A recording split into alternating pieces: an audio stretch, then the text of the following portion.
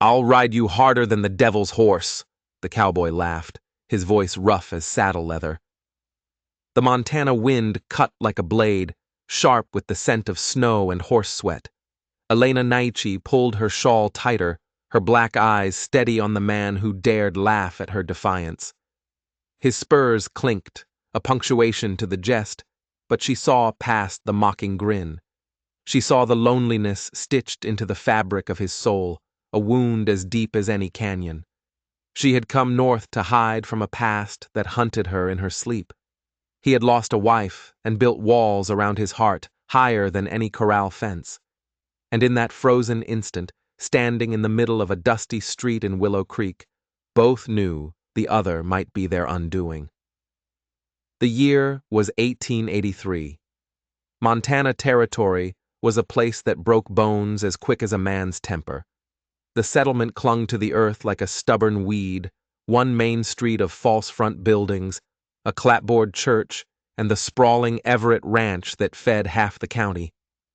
Elena arrived with nothing but a threadbare satchel and the quiet, dangerous pride of her Apache mother. At 26, she carried the weight of more loss than most women twice her age. Her skill with horses was already a whisper on the wind. She'd broken a bucking gelding that morning, right in the street, earning stares from the townsfolk and suspicion from the ranch hands. Matthew Everett watched her, his eye weary. 34 years old, owner of the largest cattle spread from Helena to Bozeman, and a widower who kept his grief folded away like an old letter. His daughter, Clara, was 11, and sharp as a cactus spine. She needed a governess. But the sight of Elena on that wild horse, as if born to it, unsettled something deep inside him. Something he thought was long dead and buried. The arrangement was supposed to be practical. Elena would tutor Clara, help around the ranch house, and earn honest pay.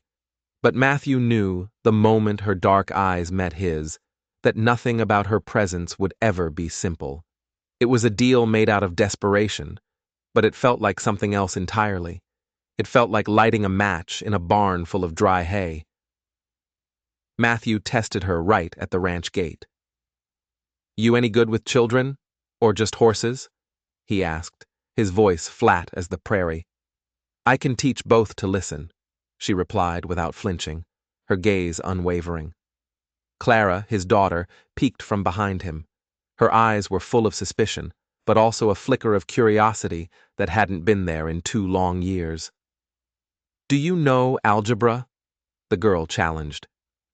Elena crouched, meeting the girl's gaze on her own level. "No, but I can teach you how to track a deer by a broken twig, or how to tell if a storm's coming by the way a horse breathes.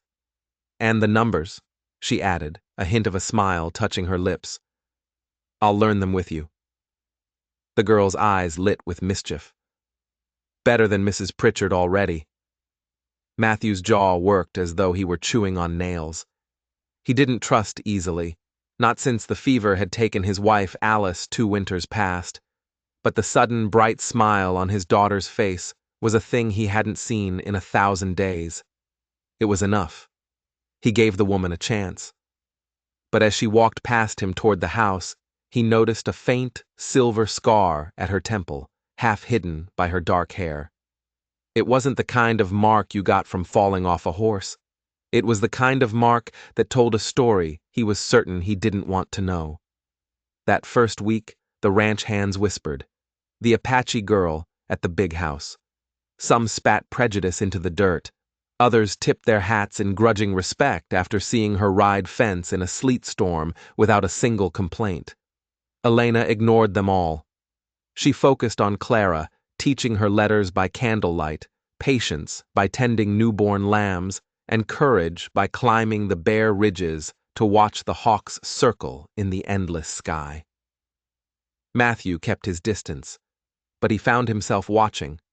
He watched the way her long braids swung as she chopped wood with a steady, powerful rhythm. He saw the quiet patience in her hands when Clara threw a tantrum, a patience he himself had long since lost. He heard her laugh, a low, rare, unguarded sound that stirred something in his chest he had thought was turned to ash. But beneath the fragile routine, a current of tension ran deep. He didn't understand her past, and she didn't trust his authority. One evening, he saw her staring out at the Tobacco Root Mountains, her posture so still she could have been carved from stone. He saw a flicker of something in her eyes, something that looked an awful lot like fear. He knew, right then, that she wasn't just looking for work. She was hiding. And in a land this wide and empty, there were some things you could never hide from. The first hard storm of December came down like a white curtain, swallowing the valley whole. Snow stacked against the bunkhouse doors, rattled the eaves, and turned the cottonwoods into white-limbed ghosts. For 2 days, the men rode fence in relays, fighting a losing battle against the drifts. For 2 nights, lanterns burned in the big house as Elena and Clara kept watch over a pregnant mare in the lean-to. Matthew slept in his clothes by the hearth, waking whenever the wind hit a new, shrieking note. On the second morning, the pump froze solid. "Boiling water," Elena said, already shrugging into Matthew's old, heavy buffalo coat. "And the iron poker." Clara, hair wild from sleep, dashed for the kitchen. Matthew opened his mouth to protest. He was the rancher. He fixed things. But Elena was already out the door, moving with a purpose that left no room for argument. He followed her into the white chaos. The yard was a battlefield of snow, the chicken coop half buried, the fence posts frosted like grave markers. Elena knelt by the pump, her gloved hands testing the handle, her ear pressed to the frozen metal as if listening for a stubborn calf's heartbeat. "Don't force it," Matthew said, his words snatched away by the wind. "I won't," she answered, her voice as calm as a Sunday morning. She laid the hot poker along the pipe and poured a kettle of steaming water, slow and careful, the way you pour coffee for a preacher you don't quite trust. Steam hissed. Somewhere deep in the well, the ice answered with a sharp crack. Elena worked the handle in small, patient arcs. The pump coughed, spit a mouthful of slush, and then finally a stream of water gushed out, dark and steady. Clara cheered from the doorway. Matthew felt a smile tug at his own lips, a foreign feeling. "You've done that before," he stated, not a question. "In Arizona," Elena said, standing and rolling her shoulders. "Water is the first fight. Win that, and the rest will bargain." It was said as a lesson for the girl, but Matthew heard it for what it was. An article of faith from a woman who had known too many fights. But as she turned back towards the house, her eyes scanned the horizon, lingering on the distant basin. It was the same look he'd seen before, a look that wasn't checking the weather. It was a look that was checking for pursuit.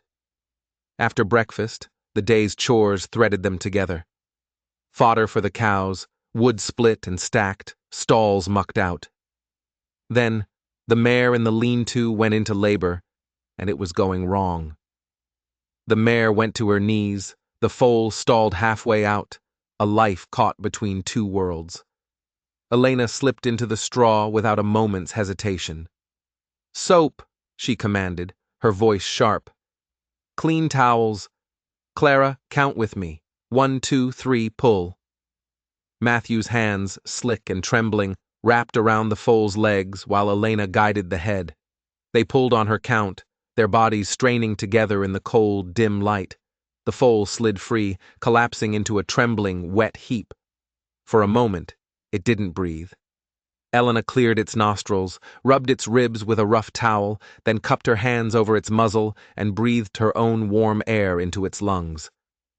"Come on, little one," she murmured, a prayer against the cold. "The world is cold, but it will make room for you." The foal's chest hitched, a tiny sneeze, then a frail, reedy cry that sounded like pure hope. They all laughed at once. Matthew was surprised by the sound of his own voice, rusty from disuse. Clara was giddy with relief, and Elena, her face smudged with dirt and lit by the lantern, was shining in a way he had never expected. He caught himself staring, and this time, when she felt his gaze, she didn't look away. Something unsteady and dangerous moved between them in that moment, something that felt like recognition and tasted like risk. That evening, the storm finally broke, leaving behind a sky bruised purple over the mountains. Inside, Elena and Clara spread a flour sack across the table and drew a map of the valley from memory. Creek bends, stands of lodgepole pine, the rocky cut the stagecoach used to avoid spring floods.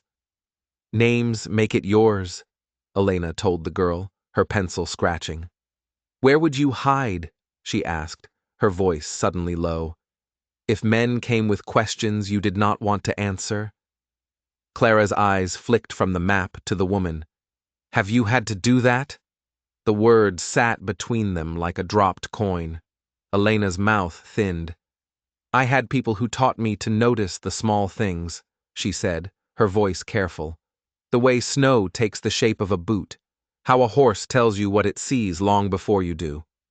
If you learn the land, you don't have to be the strongest, only the best listener. From the doorway, Matthew watched his daughter lean closer, soaking up the lesson as if it were the most important she'd ever receive. A tightness seized his chest, something he was afraid to name. He had prayed for a woman who could steady Clara's wildness. He had never considered he might find one who would sharpen it into wisdom. And he wondered with a sudden chill what kind of life had forced a woman to learn such lessons, to turn survival into an art form. It wasn't just about hiding from questions. It was about hiding from men who carried guns instead of words. 2 days later, the sky was a hard, brilliant blue. Willow Creek woke to the sound of sleigh runners on packed snow. Matthew drove into town for mail and salt blocks, with Elena and Clara bundled under 2 heavy quilts on the sleigh bench beside him. The general store smelled of rope, coffee, and damp wool, a scent as familiar to him as his own skin. Mrs. Henrahan, the woman behind the counter, gave Elena a look that could curdle fresh cream. I hear you've hired an Indian girl as governess, Mr. Everett, she said, her voice loud enough for the whole room to hear. Elena's chin lifted a fraction of an inch, but she said nothing. Matthew's jaw went hard as granite. I hired a woman who can read weather, mend tack, and teach my daughter without scaring her into silence, he said, his own voice carrying across the room. That suits the Everett place just fine. A few heads turned. Old Tom Caffrey, a rancher from the South Slope, touched the brim of his hat to Elena, a gesture of respect. But another man, Willard Pike, from the next valley over, spat a stream of tobacco juice near the stove. Pike was all shoulders and squint, a man who measured his worth in the fear he could inspire. Cattle's been going missing near the basin, he drawled, his eyes fixed on Elena. Might be folks who know how to move quiet-like. The insult hung in the air, thick and ugly. Elena met his gaze without flinching. Rustlers leave a different spoor than ranch hands, she said, her voice dangerously calm. If your cows are clever enough to steal themselves, I'll be sure to congratulate them. Pike's eyes hardened into chips of ice. Best you keep to the big house, girl. Matthew stepped forward, slow and deliberate, placing himself between Pike and Elena. Best you keep to your own business, Pike. The silence in the store suddenly grew teeth. Every man in the room held his breath. Then Clara tugged on Elena's sleeve. Can we buy peppermint sticks? The tension snapped like old twine. Elena nodded, her voice suddenly light, and steered the girl toward the candy jar. But Matthew saw it. He saw the careful way she kept her back to the wall, the way her eyes never stopped moving, scanning the room, assessing the threat. It wasn't the posture of a governess. It was the posture of a soldier. And he knew with a certainty that chilled him to the bone that Willard Pike was more than just a bully. He was a threat she had recognized. They drove home as the sun bled across the snow, the sleigh runners whispering. At the rise where the cottonwoods opened up to the big pasture, Elena suddenly touched Matthew's arm. Stop!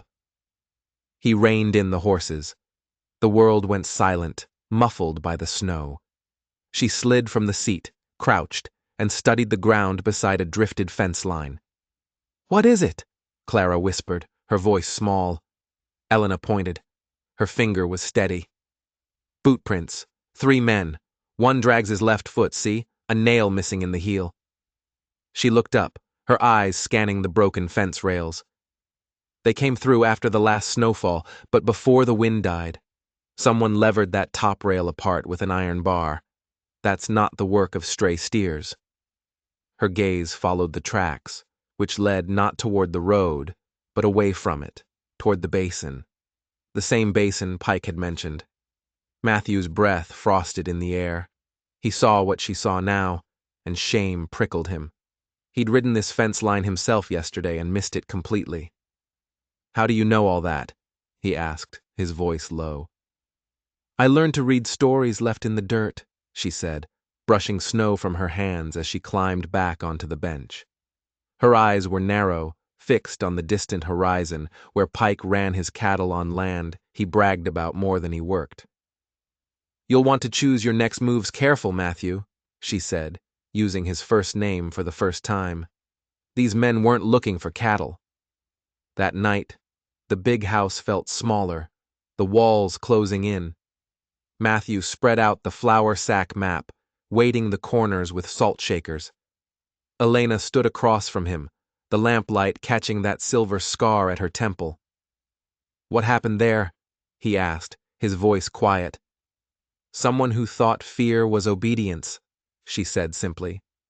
The words were flat, not angry, just a statement of fact. I learned otherwise. Just then, Clara padded into the room with a knitted shawl and laid it gently over Elena's shoulders. The gesture was so simple, so full of unspoken love, that Matthew had to look away, a sudden tightness in his throat. They planned. 2 hands to ride patrol at first light, a note to the marshal in Willow Creek. Elena suggested a rotation, a patrol that kept the men from riding predictable patterns. Rustler's watch, she said. Make your shadow crooked. Matthew found himself yielding to her advice, and didn't mind the loss of authority. You've led a crew before, he said. I've led myself where no crew would go, she replied. But then the corner of her mouth tilted, almost a smile. And once, a handful of people who trusted me more than they should have. Sounds like leadership, he said. Sounds like debt, she corrected him softly. I pay it forward where I can. Later, after Clara was asleep, Matthew carried extra wood to the porch. Elena stepped out into the biting cold, the shawl pulled tight around her. You were right to answer Pike, she said. Men like that measure what they can take by what they think you'll swallow. I didn't do it for show, he said, his voice rough. I did it because you're under my roof. Her dark eyes held his in the moonlight. Am I? He heard a dozen different meanings in that question, and chose the only one he could handle. For now, he said, until you decide otherwise. She gave a small nod, as if that answer pleased her. A long silence spun out between them. Then, she lifted her chin, her head cocked toward the dark line of cottonwoods. Listen. He went still. From the dark pasture where nothing should be moving came the faint, metallic jangle of a bridle bit, the soft crunch of a hoof on crusted snow. It wasn't 3 men. It was one, moving with unnatural stealth. Matthew reached for the rifle leaning against the door frame.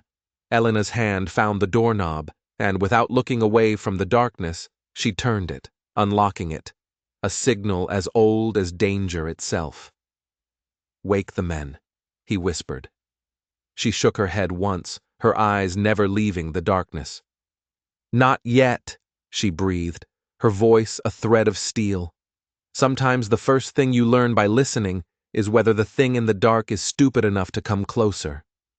They waited, shoulder to shoulder, while the cold Montana night held its breath, and whatever was out there in the dark crept steadily toward the house. The sound in the dark faded as quickly as it came. A phantom. But the threat it left behind was real, settling over the ranch like a second winter.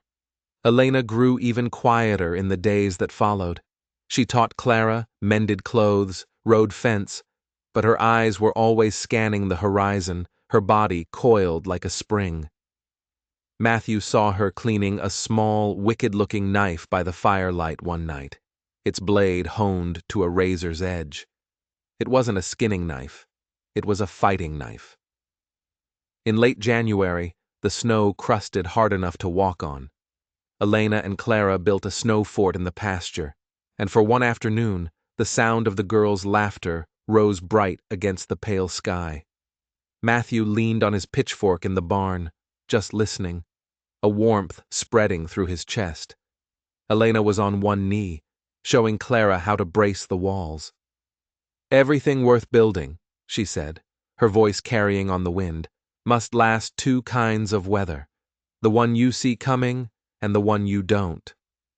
Later at supper, Clara repeated the lesson word for word. Matthew caught Elena's glance across the table, and for a heartbeat, they shared a look of pride, as if they were already a team. That night, after Clara was asleep, he found Elena by the fire, mending one of the girls' stockings. The lamplight painted her cheekbones gold. "You mend, you split wood, you wrangle foals and tutor," he said, easing into the armchair opposite her, the one he hadn't used since Alice died. "Where did you learn all that?" Her needle paused. "From living where nothing is given freely," she said. "My mother taught me horses. A mission teacher taught me letters." She bit the thread, her eyes on the flames. The rest came from needing to survive. The silence stretched out, warm as a quilt. "My father wanted me to sell out after Alice passed," he admitted, the words tasting like rust. "Said no man could run cattle and raise a girl at the same time." "And yet you stayed," Elena said gently. He nodded, his gaze lost in the fire. "Couldn't leave the land. Or her." His voice cracked on the last word, a word that carried the weight of two women. Her dark eyes didn't hold pity. They held understanding. "My mother died on the trail north," she said, her own voice barely a whisper. "She told me to keep my head high, even if no one else saw me. I've been walking that way ever since." They were two people bearing their wounds in silence, but in that moment, the air itself seemed to stitch a thread between them. A few days later, a new face appeared in Willow Creek. A man in a dusty coat with cold, dead eyes, asking questions at the saloon. Asking about an Apache woman with a silver scar on her temple. Old Tom Caffrey rode out to the ranch that afternoon to warn Matthew. "This fella ain't a lawman, and he ain't a rancher," Tom said, his face grim. "He's a hunter, and I think he's hunting her." Matthew found Elena in the barn, brushing down the sorrel mare. He told her what Tom had said. The color drained from her face. For the first time, he saw raw, undiluted fear in her eyes. "His name is Silas," she said, her voice shaking slightly. "He was a government scout. He led the soldiers to my people's winter camp, for a promise of silver." Her hands clenched into fists. "I was the only one who got out." The pieces clicked into place with horrifying clarity. Pike wasn't just a rustler. He was working with Silas. They weren't just stealing cattle. They were searching for something. "The basin," Matthew breathed. "They're not looking for grazing land." "No," Elena said, her voice hardening, the fear being replaced by cold fury. "They're looking for the Canyon of the Sun, an old Apache silver mine. My mother's people hid it generations ago. They think I know where it is." "Do you?" he asked. "I know the stories," she said. "I know the landmarks, but I've never seen it." Suddenly she looked at him, her eyes wide with a new, terrible thought. "Your wife," she whispered. "Alice. How did she die?" "The fever," he said, but the words sounded hollow even to him. "Was she a wanderer?" Elena pressed. "Did she like to ride in the basin?" Matthew's blood ran cold. Alice had loved the basin.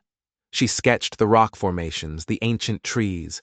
He remembered her coming home one evening, troubled, talking about strange men she'd seen near the creek, men who weren't ranchers. A week later, the fever took her, swift and brutal. The doctor had been confused by it, unable to give it a name. It wasn't a fever, it was poison. They had killed his wife because she'd stumbled onto their search. And now, the same men were here for Elena. The trouble came just before dawn. It wasn't a shout about rustlers this time. It was the splintering crash of the front door being kicked in. Matthew grabbed the rifle from beside his bed, but they were already in the house. Pike and the cold-eyed man, Silas. "We'll take the girl," Silas said, his voice flat as he grabbed Clara from the top of the stairs. "You'll take us to the silver, or the girl dies." Elena stepped out of the shadows of the hallway, the long-bladed knife in her hand. "Let her go," she said, her voice a low growl. Silas just smiled, a chilling, empty gesture. "You'll lead the way. The rancher stays here. Any tricks, and the girl pays the price." He shoved Clara toward Pike, who dragged the terrified girl out into the pre-dawn gloom. Silas gestured with his pistol. "After you." Matthew was helpless, Silas's gun trained on his heart. He could only watch as Elena, her face a mask of cold fury, walked out into the yard. But as she passed him, her eyes met his for a fraction of a second. She gave a tiny, almost imperceptible shake of her head. It wasn't a signal of defeat. It was a promise. This wasn't over, not by a long shot. The sun was a pale smear in the east as Elena led them toward the basin. Pike held Clara in front of him on his horse, the girl's small body rigid with fear. Silas rode beside Elena, his pistol never wavering. "My mother told me stories," Elena said, her voice steady, betraying none of the terror she felt. "Of a rock that looks like a sleeping giant. The entrance is under his watchful eye." She was inventing details, weaving a lie from scraps of old legends, buying time. Every step they took, her mind was racing, mapping the terrain, searching for an advantage. Back at the ranch, Matthew didn't wait. The moment they were out of sight, he was moving. He didn't wake the hands. This was too personal, too dangerous. He saddled his fastest horse, grabbing a second rifle. He knew the basin better than anyone, every game trail, every ravine. He wouldn't follow them. He would get ahead of them. He remembered what Elena had taught him, make your shadow crooked. Elena led them deep into a network of narrow, winding canyons. The walls rose up on either side, blocking out the sun. "It's close now," she said, pointing toward a distinctive rock formation. It was a bluff, a dead end. Silas's eyes narrowed with suspicion. "You're lying." "Am I?" Elena said, reining in her horse. In that instant, she kicked her boot free from the stirrup, spun in the saddle, and launched herself at him. The move was pure, shocking violence. She didn't go for his gun, she went for him, the knife in her hand slashing at his arm. He cried out in pain and surprise, his pistol firing wildly into the air. The shot was the signal Matthew had been waiting for. From a ledge high above the canyon floor, his rifle cracked. The bullet slammed into the rock just inches from Pike's head, sending stone fragments flying. Pike yelled in terror, losing his grip on Clara. The girl, seeing her chance, bit his hand hard and slid from the horse, scrambling behind a boulder. Now it was a fight. Silas, his arm bleeding, dismounted and took cover, firing up at Matthew's position. Pike, a coward at heart, abandoned the fight for the silver and spurred his horse back the way they'd come, intent only on saving his own skin. Elena was on her feet, using the horses for cover, her knife ready. "Clara, stay down!" she yelled.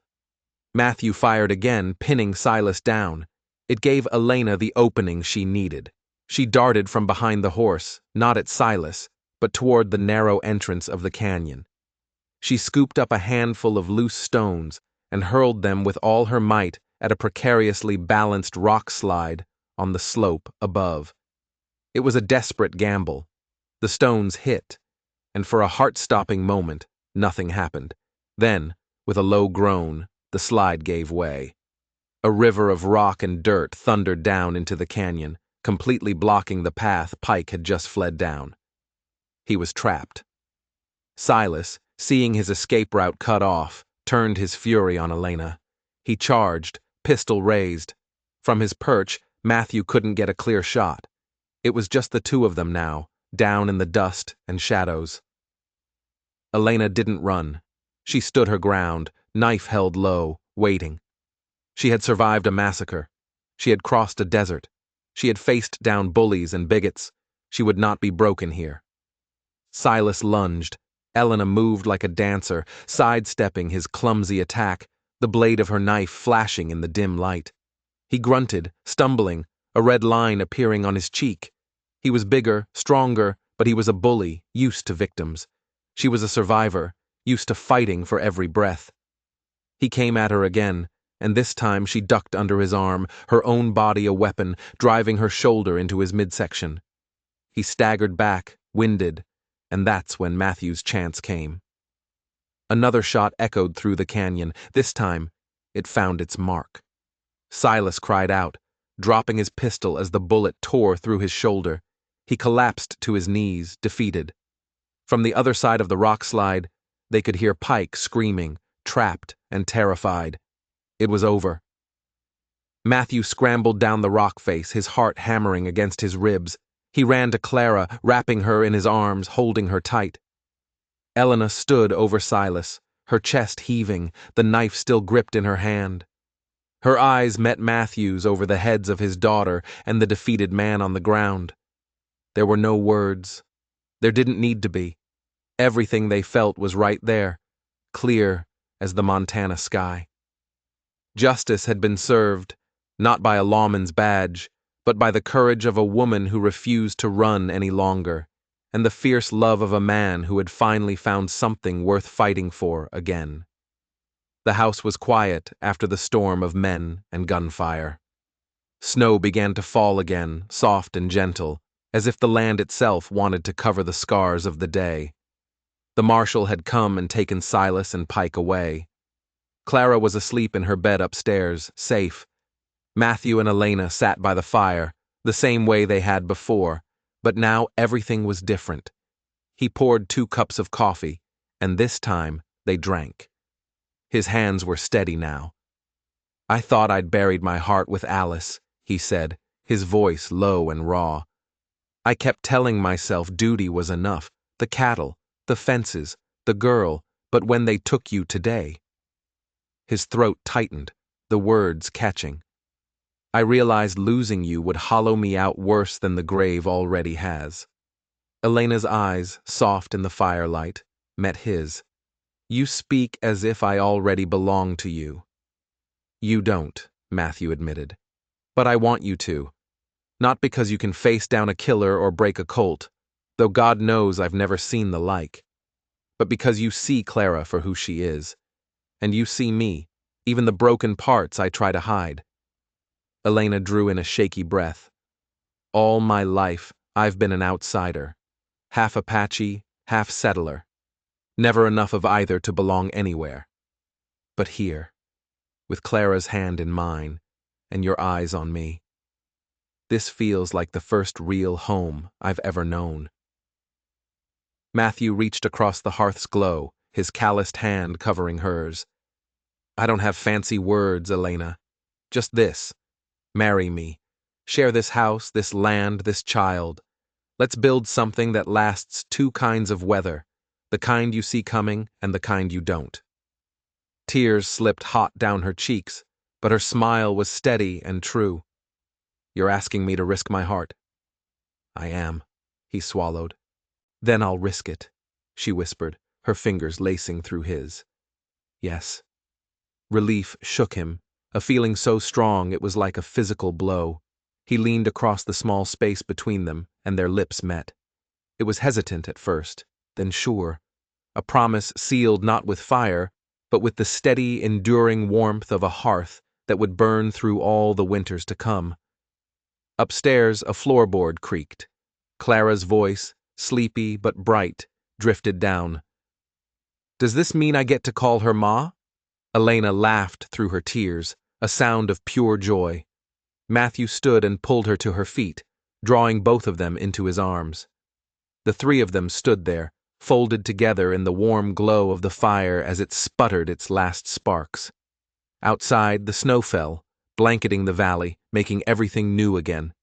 Spring came late to Montana that year, but when it arrived, it painted the valley in a green so bright it hurt the eyes. Matthew Everett married the Apache woman who had faced down his wife's killer and stitched their broken family back together. The small church in Willow Creek had never been so full. Ranch hands stood scrubbed and clean, their hats in their hands.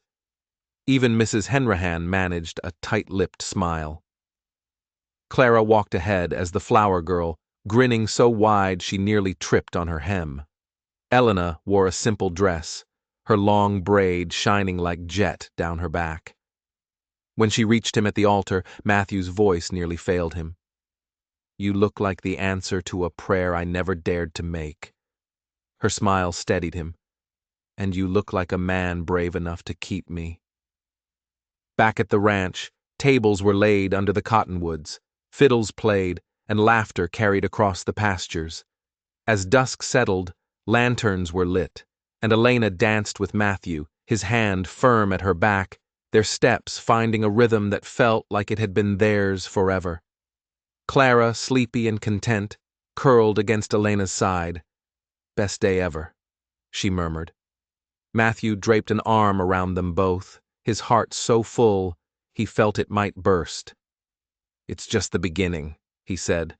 Elena tilted her head back, looking up at the endless blanket of stars. The land stretched out around them, vast and wild, but for the first time in her life, she felt no urge to run. She was home. If you enjoyed this story, don't forget to hit that subscribe button and ring the bell, so you never miss another tale from the untamed frontier. Let us know in the comments what you thought about Elena's courage. Your support means the world to us and helps us keep these stories alive. Thank you for watching.